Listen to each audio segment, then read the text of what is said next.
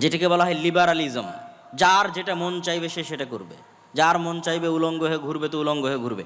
কেননা এগুলো তো সব ধর্ম দিয়ে এগুলো শাসনগুলো কায়েম রাখা ছিল, তো তারা চরমভাবে ধর্ম বিদ্বেষী হয়ে গেল, চার্চ বিমুখ হয়ে গেল। অতএব আমরা এখন আমাদের মতো কাপড় চোপড় পরবো, আমাদের মতো ঘুরবো, যা মনে যার যা মনে লাগে। ছেলে যদি বলে যে আমি মেয়ে হব, মেয়ে যদি বলে আমি ছেলে হব, লিবারালিজম, ব্যক্তি স্বাধীনতা।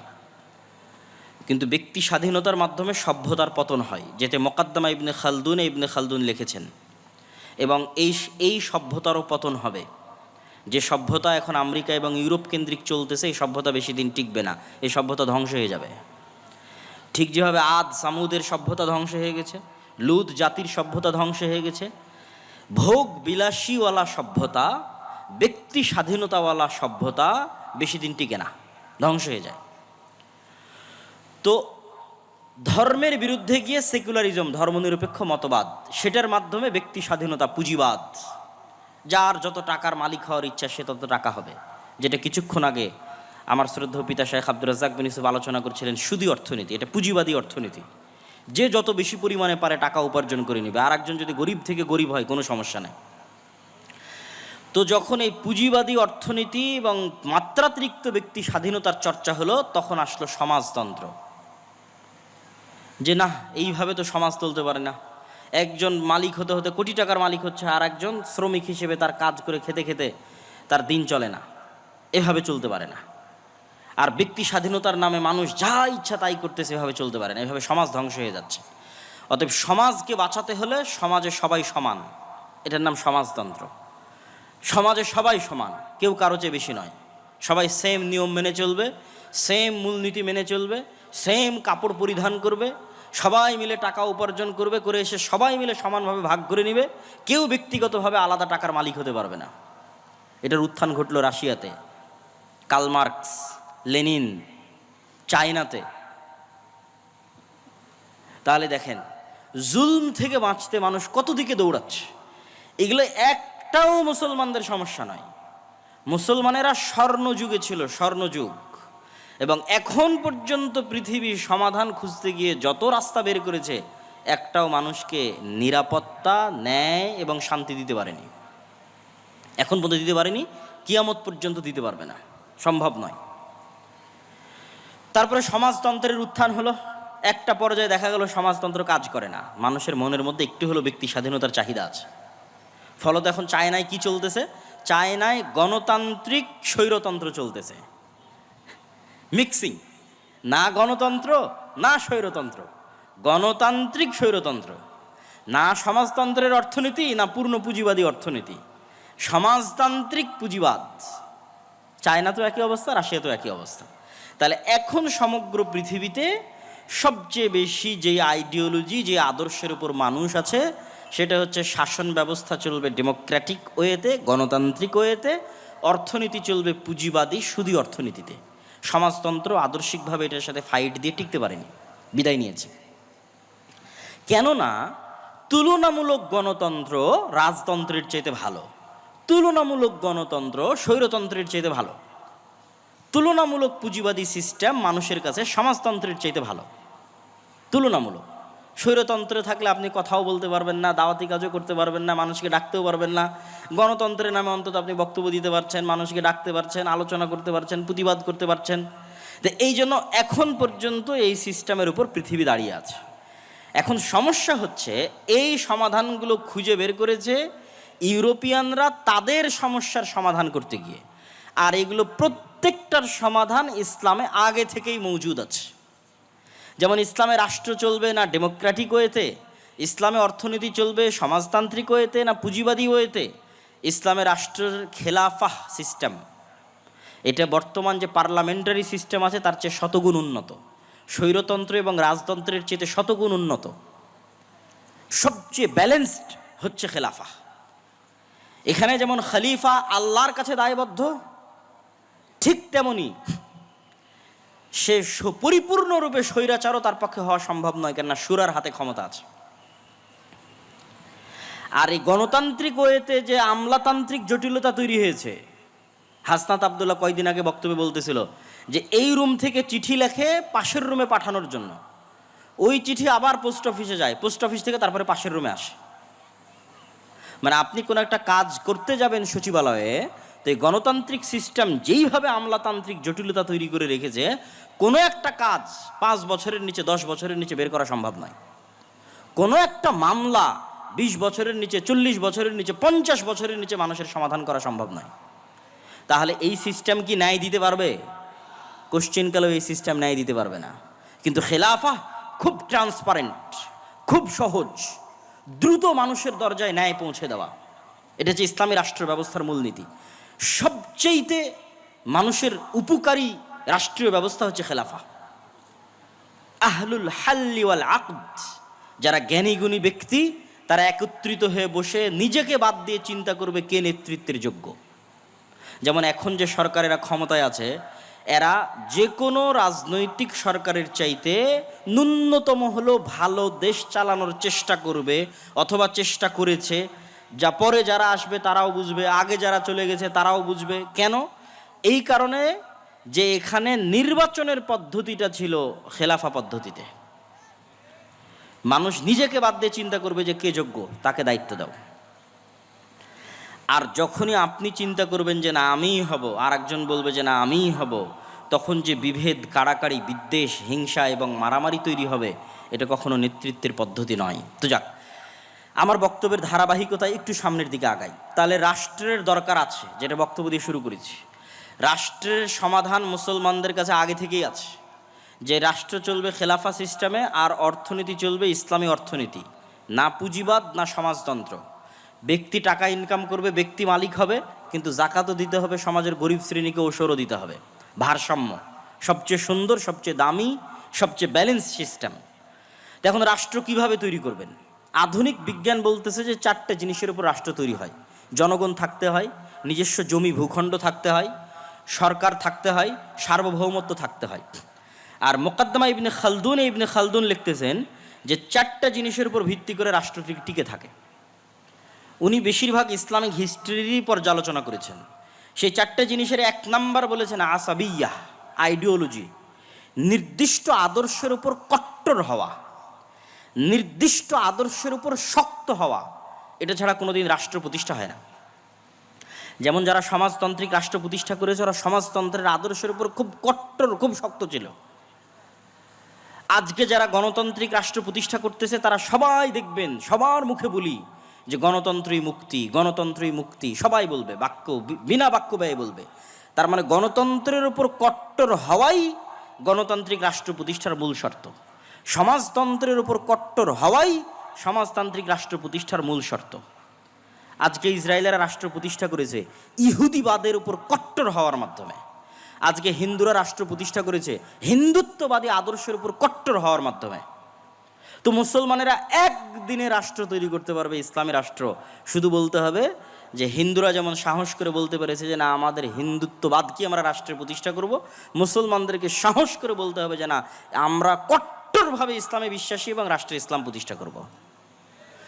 যখন কট্টরভাবে বলতে পারবেন, সেই দিন রাষ্ট্র প্রতিষ্ঠা হয়ে গেছে। আসাবিয়া, খুব শক্ত হতে হবে নিজের দিনের উপর, নিজের ধর্মের উপর। এটাই স্বাধীনতা, এটাই ইসলামী রাষ্ট্র প্রতিষ্ঠার মূল শর্ত। এবং উখুওয়াত, ভ্রাতৃত্বও তৈরি হবে মানুষের ইসলামিক আইডিওলজির উপর ভিত্তি করে, কালিমাতু লা ইলাহা ইল্লাল্লাহর উপর ভিত্তি করে। 2 নম্বরে উনি বলছেন রাষ্ট্র প্রতিষ্ঠার জন্য ন্যায় লাগবে। রাষ্ট্র টিকে থাকে ন্যায়ের উপর ভিত্তি করে। কেন? রাষ্ট্রের বিচারকরা, রাষ্ট্রের সরকারেরা মূলত আল্লাহ সুবহানাহু ওয়া তাআলা যে দায়িত্ব পালন করে থাকেন, সেই দায়িত্ব পালনের কাজ করে। আল্লাহ বিচার করবেন, তিনি সকল বিচারকের বিচারক, বিচার করা তার দায়িত্ব, পৃথিবী পরিচালনা করা তার দায়িত্ব। তাহলে সাময়িকভাবে যখন আপনি রাষ্ট্র ক্ষমতার মালিক, তখন আপনি কি কুলিল্লাহুম্মা মালিকাল মুলকি তুতিল মুলকা মান তাশা, আল্লাহর এই বিশাল রাজত্বের মধ্যে ন্যূনতম রাজত্বে সামান্য সময়ের জন্য আল্লাহ আপনাকে দিল। মানে যেটা আল্লাহ সুবহানাহু ওয়া তাআলার গুণ, যে উনি রাজাধিরাজ, মালিকাল মুলক তুতিল মুলকা মান তাশা, ওই গুণ থেকে ন্যূনতম একটা গুণের আল্লাহ সুবহানাহু ওয়া তাআলা সামান্য সময়ের জন্য পৃথিবীর একটা সামান্য অংশের সামান্য ক্ষমতা আল্লাহ সুবহানাহু ওয়া তাআলা আপনার হাতে দিল। তো এই জন্য এখানে ন্যায় লাগবে। ন্যায় ছাড়া আল্লাহ সুবহানাহু ওয়া তাআলার আদর্শের সাথে মিলবে না। এখানে আল্লাহ ন্যায় পরায়ণ। ন্যায় যেখানে নাই ওই রাষ্ট্র ব্যবস্থা ভেঙে পড়বে। গত 16 বছর যে রাষ্ট্র ব্যবস্থা চলেছে ভেঙে গেছে, টিকতে পারেনি। ন্যায় না থাকলে কোনো রাষ্ট্র ব্যবস্থা টিকবে না। আসাবিয়া লাগবে, নিজের দিনের উপর শক্ত হতে হবে। 2 নম্বর, ন্যায় প্রতিষ্ঠার প্র্যাকটিস শুরু করতে হবে। 3, মুকাদ্দাম ইবনে খালদুনে তিনি লিখেছেন যত রাষ্ট্র ধ্বংস হয়ে গেছে ভোগ বিলাসিতার কারণে, এবং 4 নম্বর দুর্নীতির কারণে ধ্বংস হয়ে গেছে। ইসলামী রাষ্ট্র মানে সবাই হিজাব করবে, সবাই পর্দা করবে, সবাই নামাজি হবে, এটা তো অবশ্যই আছে। কিন্তু সবাই ধরেন সালাত আদায় করলো, সবাই হিজাব করলো, পর্দা করলো, কিন্তু সবাই একজন আরেকজনের উপর জুলুম করতেছে, তাহলে এটা ইসলামী রাষ্ট্র নয়। সবাই উমরা করে এসে, হজ করে এসে, রাতে তাহাজ্জুদের সালাত আদায় করে এসে ঘুষ খাচ্ছে, সুদ খাচ্ছে, মানুষকে হত্যার আদেশ দিচ্ছে, এটা ইসলামী রাষ্ট্র নয়। ইসলামী রাষ্ট্র মানে যেখানে প্রত্যেকটা মানুষ তার ন্যায় বুঝে পাবে, 1 টাকাও দুর্নীতি হবে না, সেটা ইসলামী রাষ্ট্র। যে রাষ্ট্রের দুর্নীতি আছে ওই রাষ্ট্র টিকবে না, যে রাষ্ট্রে অন্যায় আছে ওই রাষ্ট্র টিকবে না, আর যে রাষ্ট্রের মানুষ ভোগ বিলাসী সে রাষ্ট্রও টিকবে না। আর সবাই চাইবে যে আমরা ভোগ বিলাসী থাকি। আমি সব শেষে বলবো যে আমরা কিভাবে ইসলামী রাষ্ট্র প্রতিষ্ঠা করতে পারি, সব শেষে গিয়ে আলোচনা করব। তো এখন সারমর্মে চলে আসি যে আমাদের কাছে সমাধান আছে, কিন্তু আমরা এই বিশাল গোলক ধাঁধায় পড়ে গেলাম কিভাবে? আমাদেরকে ইউরোপিয়ানরাই এই গোলক ধাঁধায় ফেলে দিয়েছে। ফেলে দেওয়ার সুযোগ কখন পেল? ফেলে দেওয়ার সুযোগ পেল যখন সমগ্র বিশ্বে ইউরোপীয় উপনিবেশ প্রতিষ্ঠিত হলো। 200 বছর যাবৎ প্রায় সমগ্র বিশ্বে ইউরোপ দখল করে নিয়েছিল। এই ইউরোপীয় আজকে মুসলমানদের যত সমস্যা, সব সমস্যার গোড়া হচ্ছে ইউরোপীয় উপনিবেশ। আজকে বাংলাদেশ, পাকিস্তান, ভারত মানচিত্রের সীমানা কে এঁকে দিয়েছে? কাশ্মীর সমস্যা কে এঁকে দিয়েছে? রোহিঙ্গা সমস্যা কারা তৈরি করেছে? ইউরোপীয় উপনিবেশ। আজকে সুদান পরস্পরে মারামারি করতেছে, কে তৈরি করেছে? আফ্রিকার দেশগুলোকে পরস্পরের মধ্যে কারা ভাগ করে নিয়েছে? স্পেন ভাগ করে নিয়েছে, ফ্রান্স ভাগ করে নিয়েছে, ইতালি ভাগ করে নিয়েছে। আফ্রিকার মুসলিম দেশেরা তাদের স্বর্ণ নিজের ইচ্ছামতো বাইরে বিক্রি করতে পারবে না, নিজের কেন্দ্রীয় ব্যাংকে টাকা রাখতে পারবে না, ইচ্ছামতো বাইরের দেশ থেকে অস্ত্র কিনতে পারবে না, এগুলো বলে এখনও তাদেরকে গোলাম করে রেখেছে। অথচ পৃথিবীর সবচেয়ে বেশি খনিজ সম্পদ আফ্রিকায় আছে, অথচ পৃথিবীর সবচেয়ে গরিব আফ্রিকার মানুষ। এত বড় বৈপরীত্য জুলুম কারা টিকিয়ে রেখেছে? ইউরোপ টিকিয়ে রেখেছে, ফ্রান্স, ইতালি, স্পেন টিকিয়ে রেখেছে। আজকে ফিলিস্তিনের সমস্যা কারা তৈরি করেছে? একই ভাষায় সব আরবি ভাষায় কথা বলতেছে। সৌদি, কুয়েত, কাতার, বাহরাইন, ফিলিস্তিন, ইরাক, ইরান, সিরিয়া, লেবানন, মিশর, আলজেরিয়া সব আরবিতে কথা বলতেছে। অথচ এক দেশের সাথে আর এক দেশের শত্রুতা, মারামারি, গণ্ডগোল। সুদানের মধ্যে মুসলমানেরা মারামারি করতেছে। তো এদের সব এক দেশ থেকে আর এক দেশের মানচিত্রগুলো কারা তৈরি করেছে? ইউরোপেরা তৈরি করেছে। ফিলিস্তিনের মানচিত্র কে তৈরি করেছে? ইসরায়েলের, ওর মধ্যে মানচিত্র ইউরোপেরা তৈরি করেছে। মুসলমানদের যে কোনো সমস্যার গোড়ায় হাত দিবেন, দেখবেন ইউরোপীয় উপনিবেশ। ইউরোপীয় উপনিবেশের গোলামির চিহ্ন এখনো মুসলমানেরা বহন করে বেড়াচ্ছে। তো তখনই তারা আমাদের এই রাষ্ট্র কাঠামোটাকে এমন অবস্থায় দাঁড় করিয়ে গেছে যেন এখানে ইসলামী রাষ্ট্র কাঠামো আর প্রতিষ্ঠিত করা সম্ভব না হয়। তাহলে আমাদের বাংলাদেশ, আমাদের আজকের পাকিস্তান, এটা কোন কাঠামোর উপর দাঁড়িয়ে আছে? যতই 1947 বলেন যে স্বাধীনতা পেয়েছি, যতই বলেন 1971 স্বাধীনতা পেয়েছি, আপনি বাংলাদেশের পুলিশ আইন বের করেন, বাংলাদেশের ফাউন্ডেশনের অনুমোদন হবে সেটার আইন বের করেন, যে কোনো আইনে হাত দেন, সব ব্রিটিশ কাঠামোর উপর দাঁড়িয়ে আছে। কাঠামো ওটাই, কাঠামো চেঞ্জ হয়নি। তাহলে ডেমোক্রেটিক সিস্টেম, সেকুলার সিস্টেম, এগুলো ইউরোপেরা তাদের সমস্যার সমাধান করার জন্য আবিষ্কার করেছে। তারপরে মুসলমান দেশগুলোকে যখন তারা দখল করে নিয়েছে, তখন এই জিনিসগুলোই তারা মুসলমানদের উপর চাপিয়ে দিয়েছে। নাও এটাই তোমাদের সমস্যার সমাধান, তোমরাও অন্ধকার যুগে ছিলা। হ্যাঁ, মুসলমানরা তো কোনোদিন অন্ধকার যুগে ছিলই না। মুসলমানদের ইতিহাসে কখনো খেলাফতি নিজামে এত জুলম, এত অত্যাচার, এত হত্যা কখনোই হয়নি। গত 100 বছরে খেলাফতবিহীন অবস্থায় যত অত্যাচার, যত জুলুম, যত হত্যা হয়েছে। সম্মানিত উপস্থিতি, তাহলে আমাদের বুঝতে হবে যে ইসলামের রাজনীতি আছে, ইসলামের রাষ্ট্র ব্যবস্থা আছে, আবার গণতন্ত্রই যে একমাত্র মুক্তি, এটাও চরম ভুল। আবার আমি রাজনীতিও করব না, এটাও চরম ভুল। আপনাকে বুঝতে হবে যে ইসলামের রাজনীতি কোনটা, ইসলামের রাষ্ট্র ব্যবস্থা কোনটা, এবং কিভাবে প্রতিষ্ঠিত করা সম্ভব। এবার বাস্তব উদাহরণে আসি, একদম প্র্যাকটিক্যাল উদাহরণে আসি।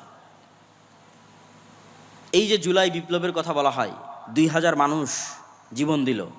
এই 2000 লাশের বিনিময়ে এখন পর্যন্ত শিরকি জাতীয় সঙ্গীতের জায়গাতেই আছে। কি হয়েছে? কিছু হয়নি। 1972 সালে হুবহু ভারতের সংবিধানকে কপি করে যে সংবিধান তৈরি করা হয়েছে, ওই সংবিধানের জায়গাতেই আছে। আর কত উদাহরণ নেবেন? তাহলে কোনো চেঞ্জ নাই। তাহলে কেন এটা রাখা হলো? এটাই আমি বলি যে এটা হচ্ছে প্রিম্যাচিউর ডেলিভারি, মানে বাচ্চা হওয়ার সময় হওয়ার আগেই যদি বাচ্চা হয়ে যায় তাহলে এরকমই হয়। কেননা প্রকৃত ইসলামের উত্থান তখনই সম্ভব যখন আগের কাঠামো পরিপূর্ণ ধ্বংস হয়ে যাবে। তখন আগের কাঠামো বজায় রেখে পূর্ণাঙ্গ ইসলাম প্রতিষ্ঠা সম্ভব নয়। আগের কাঠামো পরিপূর্ণরূপে ধ্বংস হয়ে যাবে, ওখান থেকে পূর্ণাঙ্গ ইসলামী খেলাফতের উত্থান হবে। তো এই জন্য আমেরিকা খুব ভালোভাবে জানে যে আজকে যদি প্রধানমন্ত্রী পদত্যাগ না করে, আজকে যদি আর্মি জনগণের বুকে গুলি চালায়, তাহলে কালকে বাংলাদেশের মানুষের ওই সময় যে রাগ ছিল মাথায়, তো বাংলাদেশের মানুষ রাতের অন্ধকারে অস্ত্র হাতে উঠিয়ে নিত। যখন বাংলাদেশের মানুষ অস্ত্র হাতে উঠিয়ে নিত, সিরিয়ার মতো পরিবেশ তৈরি হয়ে যেত। সিরিয়ার বাশার আল আসাদের বাহিনী নিজ জনগণের বুকে গুলি চালাচ্ছে, বাংলাদেশ আর্মিও তার জনগণের বুকে গুলি চালাতো। বাংলাদেশের মানুষ অস্ত্র উঠিয়ে নিত, ইন্ডিয়ান আর্মিও বাংলাদেশে ঢুকে যেত, 15-20 বছর যুদ্ধ চলতো, আগের কাঠামো পরিপূর্ণরূপে ধ্বংস হয়ে যেত। আগের কাঠামো পরিপূর্ণরূপে ধ্বংস হওয়ার পর পূর্ণাঙ্গ ইসলামী খেলাফতের উত্থান হতো। কিন্তু এতে অনেক রক্ত, অনেক শ্রম, অনেক পরিশ্রম যেত। কিন্তু আমেরিকা এটা খুব ভালোভাবে জানে যে এখন যদি আর্মি অস্ত্র উঠায় তাহলে এই কাঠামো শেষ। যে গণতান্ত্রিক কাঠামো আছে, ব্রিটিশদের যে কাঠামো আছে, এটার কবর রচনা হয়ে যাবে। অতএব যার উপর রাগ উঠেছে সে পদত্যাগ করুক, মানুষ ঠান্ডা হয়ে যাক, কিন্তু কাঠামো বেঁচে যাক। বুঝেননি মনে হয়? তাহলে সব মানুষের রাগ উঠে গেছে, বাঙালি যেহেতু হুজুগে বাঙালি, যেই মানুষের উপর রাগ উঠে গেছে, বাবা তুমি এখন সরে যাও, সরে গেল, মানুষ সব ঠান্ডা হয়ে গেল, কাঠামো যে কার সেই থাকলো, কোনো পরিবর্তন নাই। এই হলো অবস্থা, সম্মানিত উপস্থিতি। এবং এইভাবেই খেলা হয়। যেহেতু আজকের আধুনিক বিশ্বের মূল ক্ষমতার চাবিকাঠি তাদের হাতে, সুতরাং তারা এইভাবেই খেলে। তাদের কাঠামো তাদের টিকিয়ে রাখতে হবে, কেন কাঠামো ভেঙে পড়লে সেখান থেকে ইসলামের উত্থান হবে। এটা খুব ভয়ঙ্কর জিনিস, এটা তারাও খুব ভালোভাবে জানে, তাদের জন্য এটা খুবই ভয়ঙ্কর। এখন আসি যে আমরা আসলে যদি ইসলামী রাষ্ট্র প্রতিষ্ঠা করতে চাই, আমরা এখন এই কাঠামোর মধ্যে থেকে কিভাবে চেষ্টা করব। আমি যারা গণতান্ত্রিক রাজনীতি করতেছে, গণতান্ত্রিকভাবে মুসলমানদের অধিকার আদায়ের চেষ্টা করতেছে, আমি কোনো সময় গত 2 বছরে তাদেরকে আঘাত দিয়ে হিট করে কথা বলা, আমি ওই পর্যায়ে যেতে চাই না। আমি সবসময় যৌক্তিক প্রশ্ন তুলে ধরতে চাই, যাতে মানুষ চিন্তা করার সুযোগ পায় যে আমি যেটা করতেছি এটাই কি একমাত্র রাস্তা, না আসলে আর কোনো রাস্তা ছিল। কেন নিয়ত তো সবার ঠিক, সবাই তো বলতেছে আমরা রাষ্ট্র ক্ষমতা ইসলাম দেখতে চাই। তো সবাই যদি রাষ্ট্র ক্ষমতা ইসলাম দেখতে চায় তাহলে কিভাবে সম্ভব? আমার ছোট্ট জ্ঞান, আমি যতটুকু বুঝি, আমার ধারণা, আমার চিন্তা চেতনা ভুলও হতে পারে। আমি মনে করি 1 নাম্বার, ঈমান বিল গায়েবের ওপর যদি সর্বোচ্চ লেভেলের ইয়াকিন না থাকে, আজকে যদি বাংলাদেশের সকল মানুষ আমাকেও ভোট দেয়, দেশের ক্ষমতায় গিয়ে ইসলাম প্রতিষ্ঠা করতে পারবো না। কেন আপনাকে বলি, একটু বুঝিয়ে বলি। আজকে আপনি যত সুযোগ সুবিধা ভোগ করতেছেন, বিদ্যুৎ চলতেছে, জেনারেটর চলতেছে, ক্যামেরা চলতেছে, মোবাইল চলতেছে, ইন্টারনেট, নেটওয়ার্ক, বিদেশে হাজার হাজার মানুষ কাজ করতেছে, আমেরিকাতে, ইউরোপে, সৌদি আরবে ইনস্ট্যান্ট টাকা বাংলাদেশে পাঠিয়ে দিচ্ছে। বাংলাদেশের সাথে সারা বিশ্বের কত বড় বড় ব্যবসায়ী ডলারের ভিত্তিতে ব্যবসা করতেছে। কালকে মনে করেন আজ সারা বাংলাদেশের মানুষ আবেগে হুজুগে আমাকে ভোট দিয়ে দিল যে ঠিক আছে আজকে আমি বাংলাদেশের ক্ষমতার মালিক হয়ে গেলাম একচ্ছত্রভাবে। এবার আমি স্ট্রিক্টলি ইসলাম বাস্তবায়ন করতে যাচ্ছি। যখন আমি স্ট্রিক্টলি ইসলাম বাস্তবায়ন করতে যাব, তখন বিশ্বের যারা মোড়ল আছে তারা কি আমার সাথে থাকবে না আমার শত্রুতা করবে? শত্রুতা করবে, আমার সাথে থাকবে না। তাহলে বিশ্বের মোড়লরা যখন আমার সাথে শত্রুতা করবে, আমি আপনাকে বিদ্যুৎও দিতে পারবো না, আপনার বাড়িতে এসিও চলবে না, আপনার বাড়িতে ফ্যানও চলবে না, তারপরে আপনি বহির্বিশ্বের সাথে ব্যবসা করতেছেন সেটাও চলবে না, খুব ভোগবিলাসী জীবনযাপন করছেন সেটাও চলবে না, আইফোন ইউজ করতে পারবেন না, তারপর হয়তো অ্যান্ড্রয়েড ফোন ইউজ করতে পারবেন না। যত রকমের বাধা তৈরি হতে পারে, সংকুচিত হয়ে যেতে পারে আপনার রিজিকের রাস্তা, আপনার আরাম আয়েশের রাস্তা, ভোগবিলাসের রাস্তা, যতভাবে আমেরিকা পাবন্দি দিয়ে, মানে এই রাষ্ট্রের উপর পাবন্দি চাপিয়ে যতভাবে আপনাকে সংকুচিত করবে, তখন আপনার বাঁচবেন কিভাবে? বাঁচার রাস্তা কি? যদি আপনার আগে থেকে ঈমান থাকতো, ঈমান বিল গায়েব যদি ইয়াকিনের লেভেলে থাকতো, ঈমান বিল গায়েবের একটা হচ্ছে আখেরা, পরকাল, যে এই দুনিয়া কিছুই না, এই দুনিয়াতে মরি বাঁচি এটা কিছুই না, পরকালের সফলতা সব কিছু, এটা মুখের কথা নয়। যদি ইয়াকিনের লেভেলে থাকতো, আল্লাহ সাহায্য করতে পারে, আল্লাহ সাহায্য করবে, ফেরেশতারা আছে, ফেরেশতাদের মাধ্যমে আল্লাহ সুবহানাহু ওয়া তাআলা সাহায্য পাঠাবে। এই ঈমান যদি ইয়াকিনের লেভেলে থাকতো, তাহলে আপনি ধৈর্য ধারণ করতেন, সাথ দিতেন। কিন্তু যেহেতু আপনার ইমান বিল গায়ব ইয়াকিনের স্তরে নাই, পরের দিন আপনি আমার বিরুদ্ধে রাস্তায় নামবেন, এই বিদ্যুৎ নাই, কারেন্ট নাই, কিছু নাই, কিসের সরকার, ভাগাও, কিসের ইসলাম? কেন আপনি তো যেই লেভেলে আছেন ওই লেভেল থেকে ধাপ করে নিচে নামতে পারবেন না। আফগানিস্তান ওরা টিকে গেছে কেন? পরিপূর্ণ ধ্বংস হয়ে গেছে, মানুষের চাহিদাই নাই। 40 বছর থেকে যুদ্ধ চলতে চলতে মানুষের চাহিদাই নাই। কোনো মতে যদি জীবনের নিরাপত্তা পাওয়া যায়, কোনো মতে যদি ন্যায় বিচারের নিরাপত্তা পাওয়া যায়, সেটাই আমাদের জন্য যথেষ্ট, তখন টিকে গেছে। তাহলে ইমান বিল গায়েব লাগবে ইয়াকিনের স্তরে, অন্তত 90% মানুষের। তো মানুষের যতক্ষণ ইমান ঠিক না হবে, ততক্ষণ আমি ক্ষমতায় গেলেও এদেশে ইসলাম চালাতে পারবো না, এদেশে ইসলাম প্রতিষ্ঠা এবং পরিচালিত করতে পারবো না।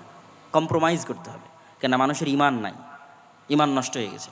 এই জন্য আল্লাহর পথে যাত্রা এই বইটা পড়তে হবে। এটা কিন্তু আমার অনুভূতি থেকে লেখা, যে জুলাই পরবর্তী যখন সব ঘরানার আলেম ওলামা, দল, সংগঠন, ইসলামী সবার সাথে যখন উঠা বসা করার সুযোগ হলো, তখন আমি নিজে রিয়েলাইজ করলাম যে ইমান বিল গায়েবে মুসলমানদের বিশ্বাস নাই। এমনি মুসলমানেরা মুখে বলে আল্লাহর উপর বিশ্বাস, ফেরেস্তার উপর বিশ্বাস, পরকালের উপর বিশ্বাস, বাস্তবে নাই। এবং লাস্ট গত কয়েকদিন এটার উপরেই আমার বক্তব্য আছে, যদি কারো বক্তব্য দেখার সুযোগ থাকে অথবা আগামীকাল যদি কথা বলার সুযোগ হয়, তখন ইমান বিল গায়েবের উপর ইয়াকিনের লেভেলে ইমান বিল গায়েবের বিশ্বাস নিয়ে যাবে। 2, ইমান বিল গায়েবের সবচেয়ে বড় বিষয় হচ্ছে আল্লাহর শক্তি, আল্লাহর ক্ষমতার উপর ভরসা। মুসা আলাইহিস সালাম জীবনেও তার দুনিয়াবী শক্তি দিয়ে ফেরাউনের সাথে জিততে পারবে না। মুহাম্মদ সাল্লাল্লাহু আলাইহি ওয়াসাল্লাম, খোলাফায়ে রাশিদিন, আমর ইবনে আস, খালিদ বিন ওয়ালিদ, এদের ক্ষমতা নাই দুনিয়াবী শক্তি দিয়ে পারস্য রোমান সাম্রাজ্যের বিরুদ্ধে জিতে, কোনোদিন সম্ভব নয়। ইসলাম কোনোদিন দুনিয়াবী শক্তিতে বিজয় অর্জন সম্ভব নয়। সালাউদ্দিন আইয়ুবের দুনিয়াবী শক্তিতে ফিলিস্তিন বিজয় সম্ভব নয়। এগুলো সব আল্লাহর সাহায্য। তো আল্লাহর সাহায্য পৃথিবীতে নেমে আসবে কীভাবে? যখন ইমান বিল গায়েব হয়ে যাবে। আগের বক্তব্য যখন শুনবেন বা এই বইটা যখন পড়বেন, যখন আপনার ইয়াকিনের লেভেলে চলে যাবে, না ফেরেশতা আকাশ থেকে নেমে আসতে পারে, ইয়াকিনের যখন চলে যাবে, না এই দুনিয়া কিছুই না, পরকালই সব কিছু, ইয়াকিনের লেভেলে যখন চলে যাবে, আল্লাহ সুবহানাহু ওয়া তাআলার অস্তিত্ব এবং ক্ষমতার উপর বিশ্বাস যখন ইয়াকিনের লেভেলে চলে যাবে, তখন এবার আপনি আমল দিয়ে আল্লাহর সাহায্য দুনিয়াতে টেনে নিয়ে আসবেন। আর পৃথিবীতে আল্লাহর সাহায্য টেনে নিয়ে আসার সবচেয়ে শক্তিশালী টেকনোলজিগুলো মুসলমানদের, এটাই মুসলমানদের বিজয়ের রাস্তা। যেমন আল্লাহর সাহায্য পৃথিবীতে টেনে নিয়ে আসার সবচেয়ে বড় শক্তিশালী টেকনোলজি সালাত, 5 ওয়াক্ত সালাত, রাতের সালাত, এগুলো আল্লাহর আসমানি সাহায্যকে পৃথিবীতে টেনে নিয়ে আসে। এই জন্য যুদ্ধের মাঠেও একদল মুজাহিদ যুদ্ধ করবে, আর একদল মুজাহিদ সালাত আদায় করবে। দুনিয়াবি লজিকে এটা টিকে না। কিন্তু যখন ইমান বিল গায়েব থাকবে, তখন ওটাই বাস্তব। কেন ওই সালাতটা আল্লাহর সাহায্য আসমান থেকে টেনে নিয়ে আসবে। আল্লাহর সাহায্য ছাড়া মুসলমানদের বাঁচার কোনো রাস্তা নাই। তো আপনার আমল আল্লাহর সাহায্য টেনে নিয়ে আসবে। সালাত পৃথিবীর সবচেয়ে শক্তিশালী টেকনোলজি, যা আল্লাহর সাহায্য আসমান থেকে টেনে নিয়ে আসতে পারে। আর রাতের সালাত তার চেয়েও বেশি পাওয়ারফুল। আর 2 নম্বর হচ্ছে সাউন্ড টেকনোলজি। সাউন্ড টেকনোলজির ন্যূনতম জ্ঞান আল্লাহ সুবহানাহু ওয়া তাআলা সুলাইমান আলাইহিস সালাতু ওয়াস সালামকে দিয়েছিলেন। সাউন্ড টেকনোলজি মানে হচ্ছে এরা সবাই সব কথা বুঝে। এই কাঠও কথা বুঝে, এটাও কথা বুঝে, এটাও কথা বুঝে, শুধু বুঝে না, এরা কথা বলতেছে, এরা সবাই কথা বলতে পারে। ইউসাব্বিহু লিল্লাহি মা ফিস সামাওয়াতি ওয়া মা ফিল আরজ, আসমান জমিন এবং তার মধ্যে যা কিছু আছে সব আল্লাহর তাসবিহ পাঠ করে। তো এইটার ন্যূনতম জ্ঞান সুলাইমান আলাইহিস সালামকে দেওয়া ছিল, যে পাখি কি বলতেছে সুলাইমান আলাইহিস সালাম বুঝতেন, উনি আবার পাখির সাথে কথা বলতে পারতেন। তো আল্লাহ আসমান জমিন সৃষ্টি করেছে কুন ফায়াকুন সাউন্ড দিয়ে। আল্লাহ পৃথিবী আসমান জমিন ধ্বংস করবে ইসরাফিলের বাঁশির আওয়াজ, সাউন্ড দিয়ে। সাউন্ড টেকনোলজি সবচেয়ে পাওয়ারফুল। তো এই সবচেয়ে পাওয়ারফুল জিনিসটা মুসলমানদের কাছে দেওয়া আছে।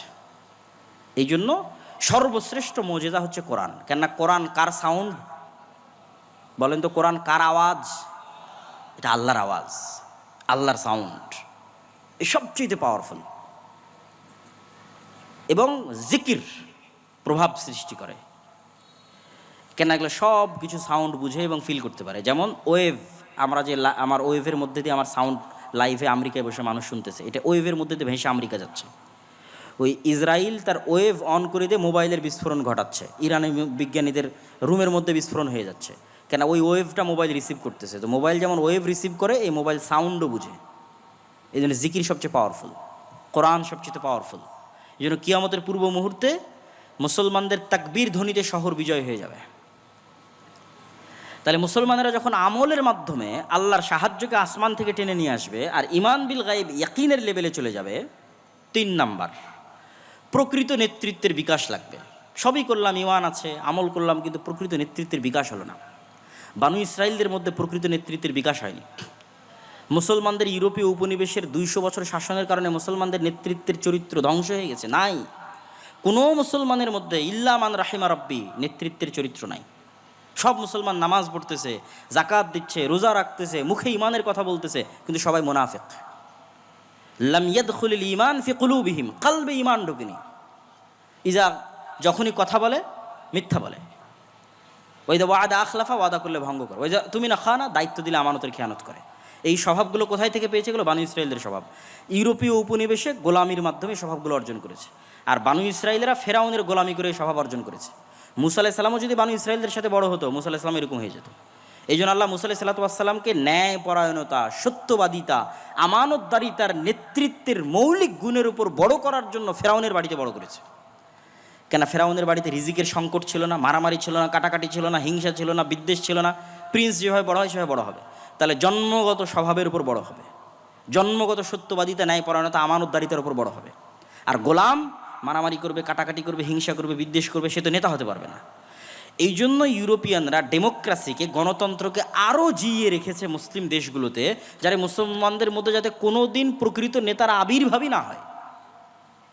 কেননা যখনই গণতান্ত্রিক রাজনীতিতে অংশগ্রহণ করবেন, আরেকজনের বিরুদ্ধে বলবেন, মিথ্যা বলবেন, তারপরে হিংসা করবেন, বিদ্বেষ করবেন, তাহলে তো আপনি আল্লাহর দৃষ্টিতে প্রকৃত নেতা হতেই পারবেন না।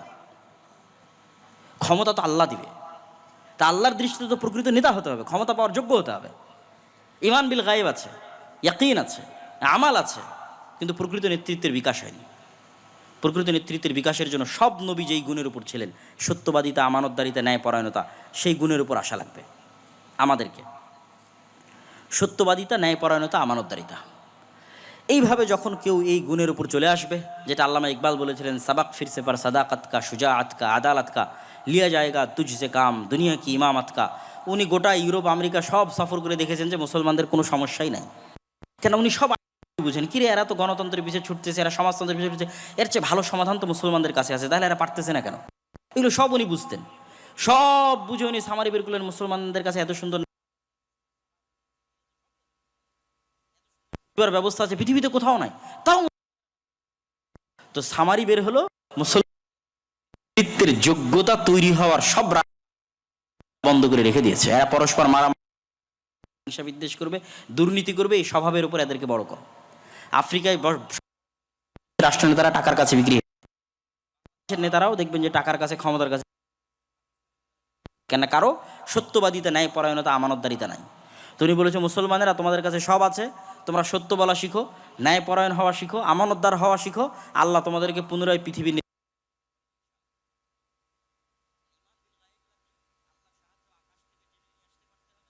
ঠিক আছে। আর আগের যে কাঠামো আছে ওই কাঠামো পরিপূর্ণরূপে ধ্বংস হতে হবে, আর তার উপর প্রকৃত নেতৃত্বের আবির্ভাব হতে হবে, প্রকৃত নেতার আবির্ভাব হতে হবে। সম্মানিত উপস্থিতি, পরকালমুখী চিন্তা ছাড়া আপনি ধৈর্য ধারণ করতে পারবেন না, সবর করতে পারবেন না। আর সবর আর ধৈর্য ছাড়া রাষ্ট্র প্রতিষ্ঠা করতে পারবেন না। আল্লাহ সুবহানাহু ওয়া তাআলা আসহাবুল উখদুদের বর্ণনা দিয়েছেন।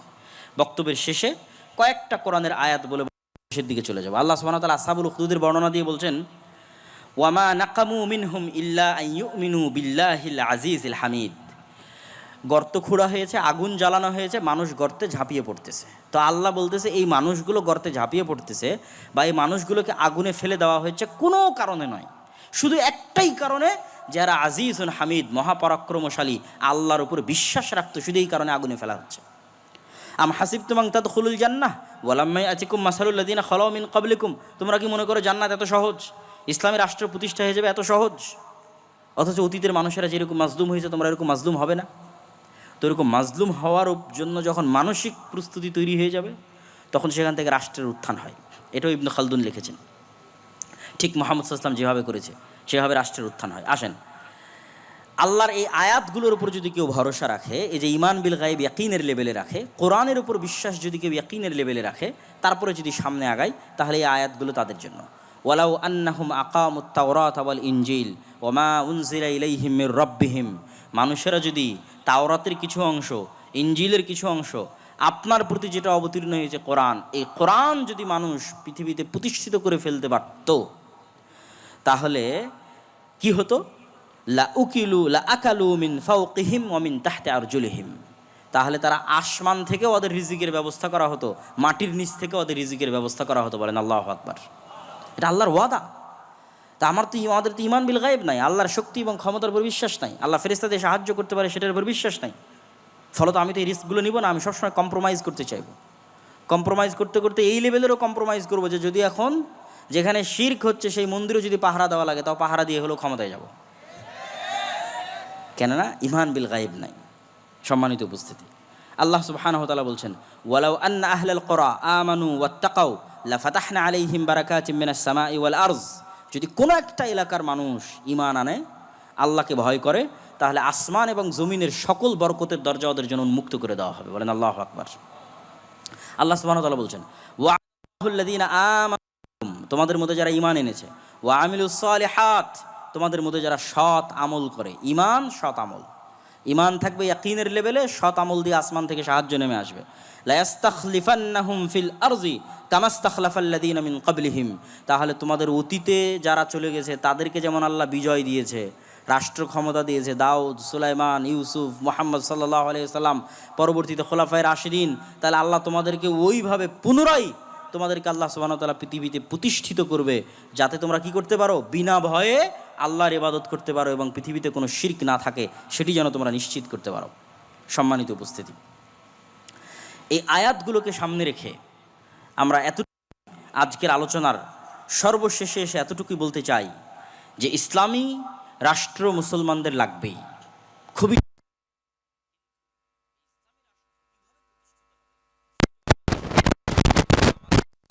দুর্বলতা, আমাদের কাজের জায়গা কোথায় সেটা আমাদের। আপনি বলবেন যে এগুলো সব উদ্ভট কথা, এগুলো দিয়ে কি আসলে বাস্তব কাজ কি? বাস্তব যদি কিছুই কাজ করার খুঁজে না পান, তাহলে অন্তত ইহুদিদের থেকে কিছু শিখার আছে। ইহুদিরা পৃথিবীর জনসংখ্যায় সবচেয়ে কম, অথচ পৃথিবীর সবচেয়ে বড় দেশের কন্ট্রোল তাদের হাতে। এই কাজগুলো অন্তত যে কেউ করতে পারবে। সেই কাজগুলো হচ্ছে শক্তিশালী প্রতিষ্ঠান তৈরি করা, শক্তিশালী মিডিয়া, শক্তিশালী অর্থনৈতিক প্রতিষ্ঠান। সারা বাংলাদেশের সব মসজিদ মাদ্রাসা মিলেও এক ব্রাকের সমান হতে পারবে না।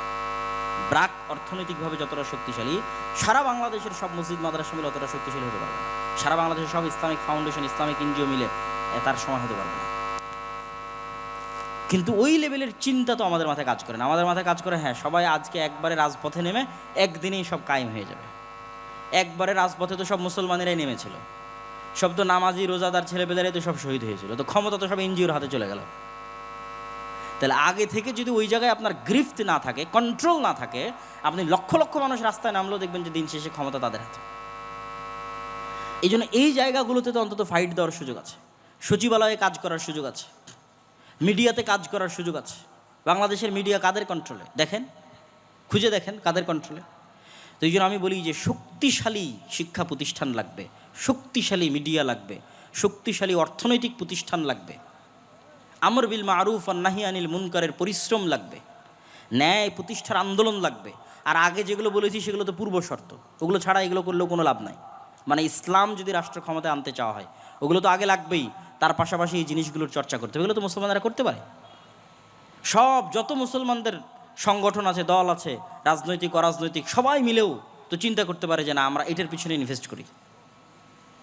কিন্তু দেখবেন যে না, সবার ইনভেস্টের চিন্তা চেতনা আমাকে এখনই ইমিডিয়েট এখনই ক্ষমতায় যেতে হবে। ভাই, যেহেতু গণতন্ত্র কোনোদিন ন্যায় প্রতিষ্ঠা করতে পারবে না, মানে গণতন্ত্র থাকলে জুলুম থাকবে, জুলুম থাকলে মানুষ এটাকে একদিন না একদিন সহ্য করতে পারবে না, এ কথাই ঠিক। যেমন জুলাইয়ে সহ্য করতে পারেনি, আজ থেকে 15 বছর পর আবার দেখবেন বাংলাদেশের মানুষ রাস্তায় নেমে গেছে কারো না কারো বিরুদ্ধে। তো তোমাকে আজকেই ক্ষমতায় যেতে হবে এটা জরুরি নয় তো। আগামী 30 বছর পর কীভাবে বাংলাদেশের রাষ্ট্র ক্ষমতায় যাওয়া যাবে? সবাই তো 90% মুসলমানের দেশ। অন্তত যেই সমস্ত জায়গাগুলোতে এনজিওগুলো দখল করে আছে, মিডিয়াগুলো দখল করে আছে, ওই সমস্ত জায়গাগুলো অন্তত মুসলমানদের দখলে চলে আসুক। বড় বড় ব্যবসায়ী সব মুসলমানেরা হোক, ইসলামপন্থী ব্যক্তিরা বড় বড় ব্যবসায়ী হোক, চেষ্টা করুক। তাহলে পরবর্তী 15-20 বছর পর যখন এরকম আন্দোলন হবে, যেহেতু অন্যায় থাকবে, অন্যায় থাকলে মানুষ আন্দোলন করবে, তখন অন্তত মানুষ যেন রাস্তায় নেমে বলতে পারে যে না, ওই হুজুগে নয়, এবার একদম ক্ষমতায় ইসলাম প্রতিষ্ঠা করেই ঘর থেকে বিদায় নিব, আগের কাঠামোকে সম্পূর্ণরূপে ধ্বংস করেই আমরা ঘরে ফিরব। তো ওইটার জন্য তো কাজ করার অনেক সুযোগ আছে, অসংখ্য জায়গা আছে কাজ করার। বাংলাদেশের ইসলামী দল, ইসলামী রাজনৈতিক অরাজনৈতিক সংগঠন কেউ জানেই না যে সরকার প্রাথমিক বিদ্যালয়ে গানের শিক্ষক নিয়োগ দিয়ে দিয়েছে। তাহলে প্রাথমিক বিদ্যালয়ে গানের শিক্ষক কে নিয়োগ দিল? ও 50 বছর থেকে কাজ করতেছে প্রাথমিক বিদ্যালয়ে গানের শিক্ষক নিয়োগ দেওয়ার জন্য। আর ওই জায়গায় আমার কোনো সোর্সই নাই, কোনো নিউজই নাই। কেউ যদি একটু ইসলামপন্থী থাকে তাহলে সে যেন উঁচু পদে না যেতে পারে, ঠিক আছে? সচিবালয়ে বিভিন্ন জায়গায় বদলি উমুক টুমুকের শিকার করে ওকে যেন ডিমোশন করা হয়। এগুলো কারা করে? ঘরে বসে থেকে একদল মানুষ করে, যাদের হাতে মিডিয়া আছে, যাদের হাতে এনজিও আছে। ওই জায়গাগুলোতে অনেক কাজ করার সুযোগ আছে, সম্মানিত উপস্থিতি। এই জন্য আমরা আমাদের জায়গা থেকে ক্ষুদ্র পরিসরে যে কাজগুলো করার চেষ্টা করতেছি, এই কাজগুলো ব্যাপকভাবে করা সম্ভব। যেমন শতভাগ মুসলমানকে কোরআন এবং দিন শিখানো, এটা মক্তবের মাধ্যমে আপনি করতে পারবেন। শতভাগ মসজিদে আপনি শতভাগ মুসলমানের সন্তানের কোরআন এবং দিন শেখানোর ব্যবস্থা করেন। এই মুসলমানের সন্তানেরাই তো পরবর্তীতে বড় হয়ে ওসি ডিসি এসপি হবে, মন্ত্রী মিনিস্টার হবে। তাদেরকে আপনি সত্যবাদিতা, আমানতদারিতে, ন্যায়পরায়ণতা শিখান, যাতে এরা টাকার কাছে বিক্রি না হয়, যাতে এরা ক্ষমতার চাপের কাছে নত না হয়। একটা সৎ প্রজন্ম তৈরি করেন, ইমান বিল গায়েবের উপর ইয়াকিন রাখে, পরকালের উপর ইয়াকিন রাখে, এরকম একটা সৎ প্রজন্ম তৈরি করেন। তারপরে এই যে সুদ হচ্ছে গোলামির দ্বিতীয় মাধ্যম। আজকে সারা বিশ্বের মুসলিম কান্ট্রিগুলোকে গোলাম রাখা হয়েছে সুদ দিয়ে। ফেরাউন বানু ইসরায়েলদের গোলাম রাখতো সুদ দিয়ে। মদিনায় ইহুদিদের কন্ট্রোল ছিল সুদ দিয়ে। এই জন্য আল্লাহ নবী মদিনায় গিয়ে সবার আগে সুদে ব্যবসার উপর আঘাত হেনেছে, কেন আল্লাহ নবী জানতো সব তো ইহুদিদের কন্ট্রোলে। এখানে যদি অর্থনীতিতে মুসলমানরা বিজয় না হয় তো ইহুদিদের অধীনেই থাকতে হবে। আল্লাহ নবী হিজরত করে আব্দুর রহমান বিন আওফ, ওসমান, জুবাইর ইবনে আওয়াম সবকে বলে তোমরা ব্যবসা করো। সবাই তো তোমরা ব্যবসা জানো, খালি হাতে আসতো তো কি হয়েছে? আনসারিরা তোমরা এদের টাকা দাও, ব্যবসা করো। অর্থনীতিতে ইহুদিদের কন্ট্রোল রাখা যাবে না। আজকে সারা পৃথিবীর শুধু অর্থনীতির কন্ট্রোল ইহুদিদের হাতে। ওই জায়গাতে আপনাকে একটু হলেও ফাইট দিতে হবে। কিন্তু আমরা যেই পদ্ধতিতে ফাইট দিচ্ছি সেটা তো ঠিক না। আমরা মনে করতেছি ওই কনভেনশনাল ব্যাংক ঠিক রেখে ওই পদ্ধতিতে আমি মানুষের ভোগবিলাসী পণ্য ইসলামী ব্যাংকের মাধ্যমে দিব। এটা হবে না। মানুষকে বুঝতে হবে ইসলামী অর্থনীতিটা কী, তাহলে সে চিন্তা করতে পারবে। তো যেমন আমরা কর্জে হাসানা ন্যূনতম হলেও শুরু করেছি, সবাই নিজ নিজ জায়গা থেকে শুরু করতে পারে, যে মানুষ যেন সুদের সাথে সম্পৃক্ত না থাকে। সুদের সাথে সম্পৃক্ত থাকা আর মিথ্যা বলা সমান। আর মিথ্যা বলা মানে আর নেতা হতে পারলো না, শেষ। ওর নেতা হওয়ার ক্রেডিবিলিটি, যোগ্যতা সব শেষ। ওর কোনো দিন আল্লাহ সুবহানাহু ওয়া তাআলার দৃষ্টিতে নেতা হতে পারবে না। তাহলে নেতা না হতে পারলে স্বাধীন হতে পারবে না।